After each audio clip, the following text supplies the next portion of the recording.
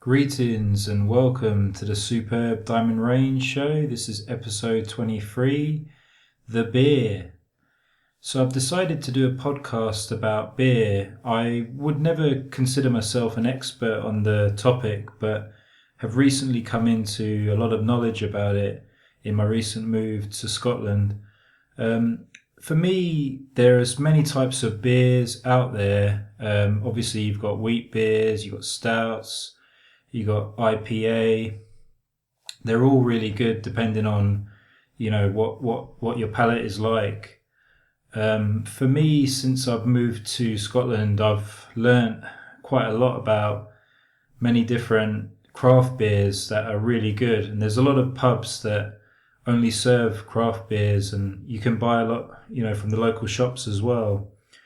Some of the best beers that I've tried are Northern Light, which is by an Orkney Island brewery, obviously Innis and Guns, and then obviously Brewdog, who do, IPA and various other drinks like that.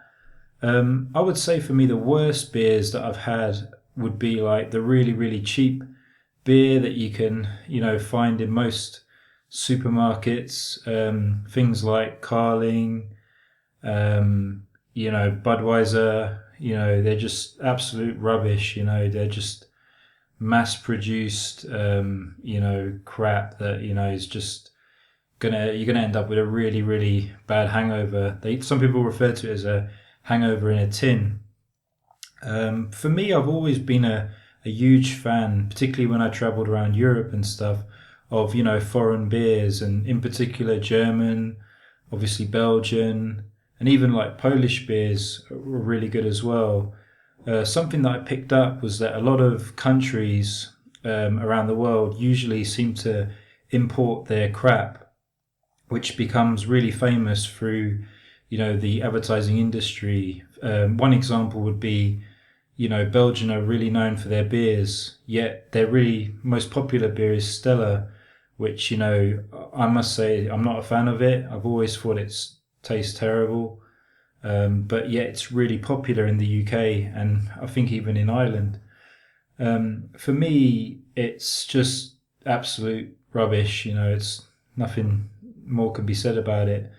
And it's just a shame that a lot of countries that do great beer import their rubbish, and we all think that, that's like, they'll all be drinking that back home where they're from, but it doesn't seem to be the case. I've also kind of noticed quite a lot that beer goes really well with like Asian cuisine, in particular, like if you eat Japanese food or even Thai food. I've noticed beer goes down really well, and in some cases whiskey as well. A lot of the time when I go to restaurants, I always feel like, a beer, and it's nice when it's really cold and fresh, and I definitely go for that each time.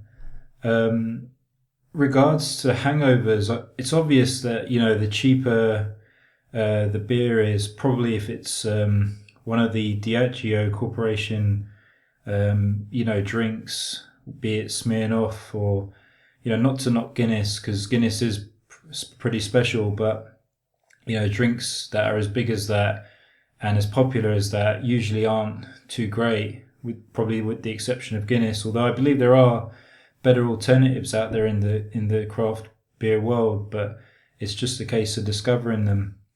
But, the ones that you sort of see associated with football, a lot of people will buy a 24 pack of some really rubbish beers, Budweiser, Foster's, Carlin, Carlsberg, again, possibly Carlsberg. I'm not too sure if it tastes better when you go, over to Copenhagen. But because I noticed one time when I used to think Heineken wasn't very good, and Heineken's heavily advertised. I mean, in a lot of Hollywood movies, you'll see bottles of Heineken in so many movies. And I remember going to Holland for a holiday and going to the Heineken brewery and, trying Heineken, not only in the brewery, but also in the bars and restaurants over there, and being really impressed by it. And I kind of noticed, again, it goes back to that saying about because it's a local beer, maybe the water in Holland was a lot cleaner and, a lot more drinkable than, for example, it would be in England, that I would enjoy Heineken more over there, and, would quite happily drink it there, quite a few. But, if I came back to England, it would be a different matter. So I always felt that it's important to be in the right place to drink it. And that also goes for Guinness as well. There was a time when Guinness was made over in Park Royal and in London, and there was a major difference between the Park Royal Guinness and the ones from St James's Gate in Dublin. And you could really tell. And thankfully, sorry to say, but when the Park Royal Guinness closed down, it was probably a good thing, because nothing good ever came out of it, really.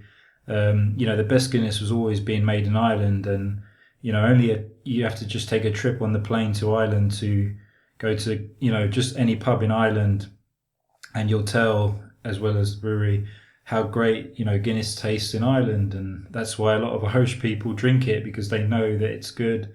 And if you ask any American or Canadian, if what the Guinness is like over in America, they'll probably tell you that it didn't travel very good. Or even when Guinness travels just across the sea to England or to the UK, it never really tastes quite as good, because a lot of people say it doesn't travel very well. So I've not been a fan of Guinness that's been imported over. But as I say, if you get a chance to drink Guinness in Ireland, you'll know what I'm talking about. A lot of it comes down to good water, and that's another reason why in Ireland, the water is very nice.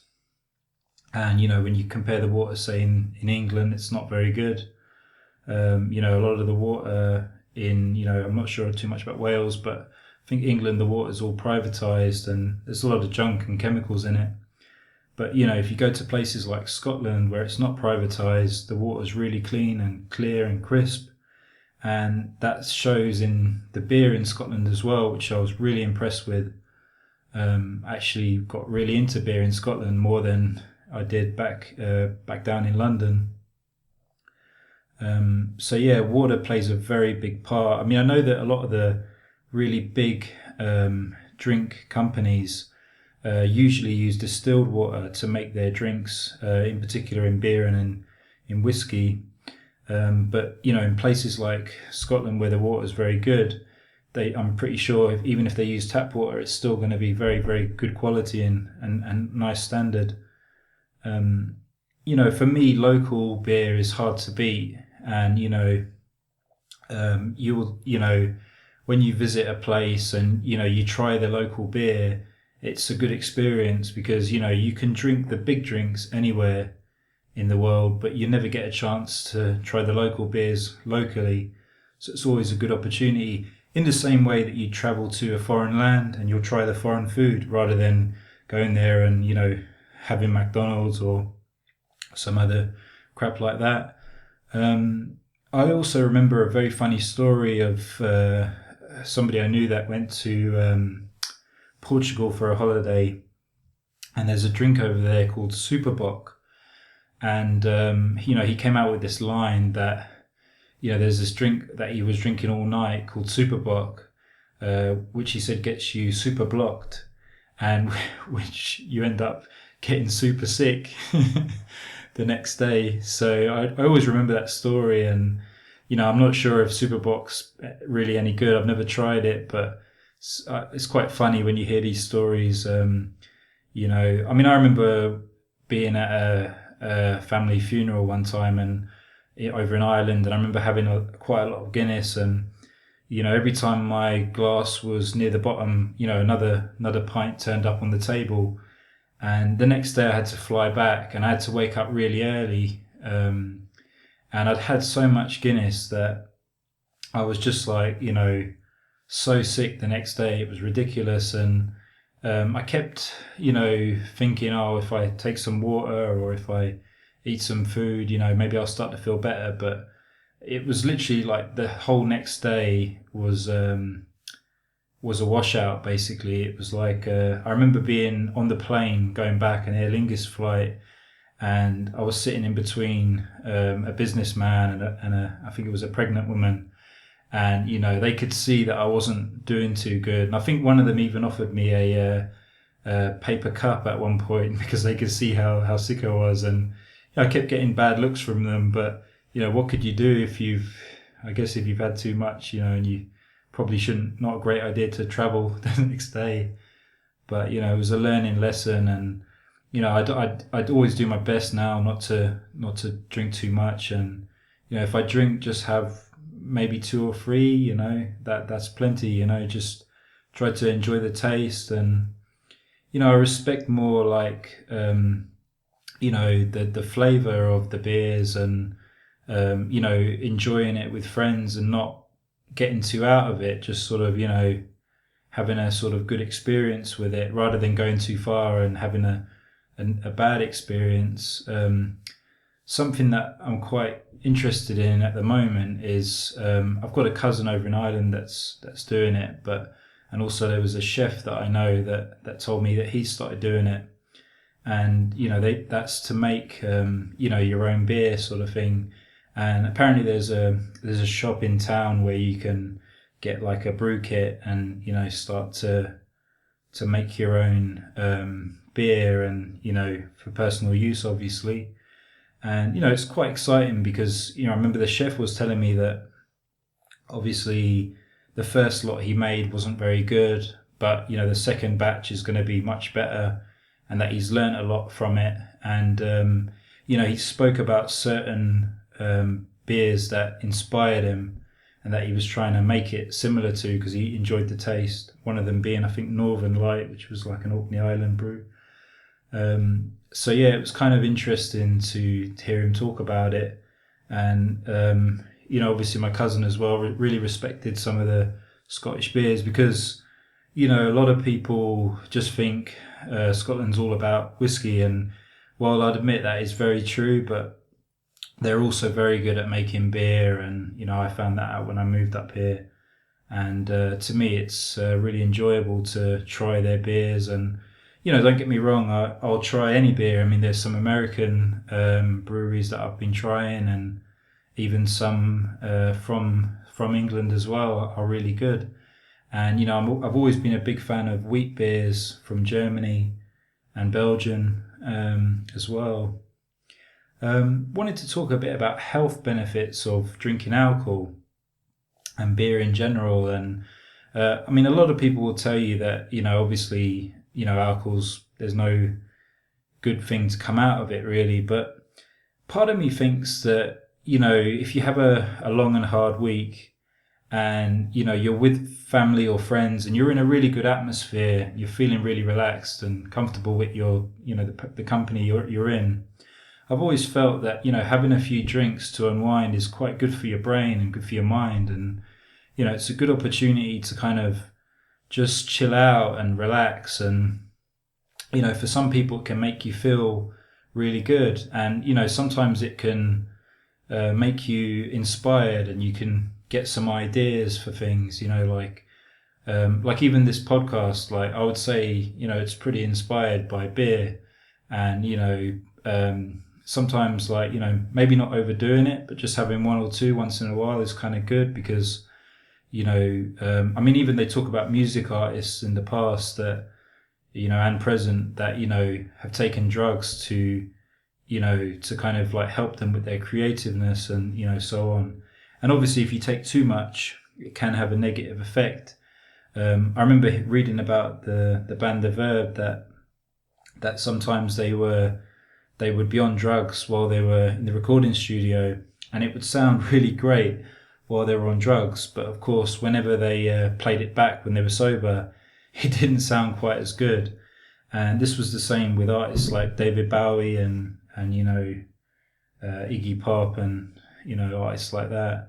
So I definitely think it has a place, and I'm sure people have had great ideas, and in some cases you have these ideas that seem really great when you're drinking, but obviously the next day you're like, what was that about? What was I thinking? So I think it definitely has its place. And I've always would say that if I had to choose between drinking a beer and a spirit, I would usually go for a beer. I've always kind of liked the idea of a gradual sort of entry into, you know, entering into drunkenness, I suppose. But, rather than sort of taking a shot and being like, woo, completely out of it after a few. And, I like the kind of gradual sort of slow process of, taking my time with the beer and having more time to enjoy the drink rather than just, a quick shot and it's all over. So yeah, I definitely think that's, a really important thing. And yeah, I guess that's it for this episode. Unfortunately, I must confess to not being much of an expert on beer. I am sort of learning about different beers at the moment, and I hope maybe in the future to do a more detailed episode regarding it, or maybe interview somebody that's interested in talking about it as well. But yeah, I hope you enjoyed this episode.